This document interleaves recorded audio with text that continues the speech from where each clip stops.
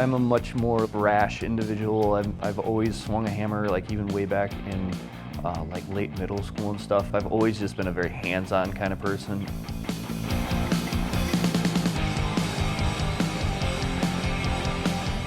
I went to American Academy of Art in Chicago. While I was there, I was doing oil painting.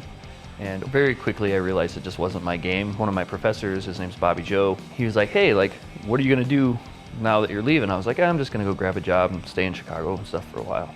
And he's like, come up to my studio up in Woodstock. I want you to check this place out. And so I went up there and he had a metal fabrication studio. Before I knew it, it was like 3.5 years later I'd been working for him. It was just a really, really cool experience. And in those 3.5 years, it just snapped.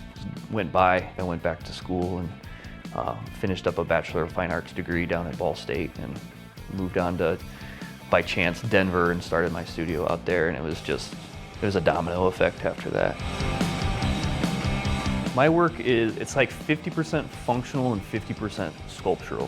When I was in Denver running my studio, I was doing a lot of furniture and fountains and fire pits and stuff like that were all like of my design. And clients would come to me that had big fancy houses or big fancy gardens or, you know, landscaping and stuff, and they'd be like, I want something kind of like this, you know, and they'd have a rough idea of what they wanted, and then they'd just turn it over to me and be like, what do you think? And I'd get to be super creative and like make these sketches and drawings and spitball ideas and sit down with clients and work back and forth until we settle on something that's a happy medium between what they want and what I can A, fabricate, and B, what came out of my creativity.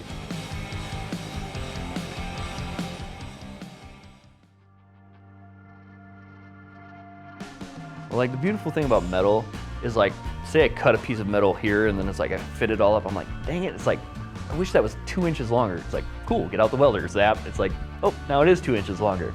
Like, so there's a forgiveness with steel. And honestly, you can kind of just beat it into submission when you want to. At the same time, it's like, it just kind of is the nature of the beast. Metal to me, like, is very malleable, and where most people look at it is very rigid. And it's like, you can kind of heat it up and bend it this way, or you can hammer it that way. Adding metal to wood, the constraints in that are always just how do you get the two to stay together, because it's like you can't weld them together. Like it has to be some sort of a mechanical fastener usually. Sometimes when you're putting things together like sculpturally, you just by chance you just kind of stick something up there and you're like, oh, that kind of wedges in there nice, and then you're like, oh, and like you come up with this idea of a way to trap that piece of wood inside of the metal. And like one of the side effects of that is a lot of times like you have to weld near wood and then the wood catches on fire. And it's like, well, that's just cool. You know, like that's in there, that's permanent. Like you burnt the wood to get it trapped in there.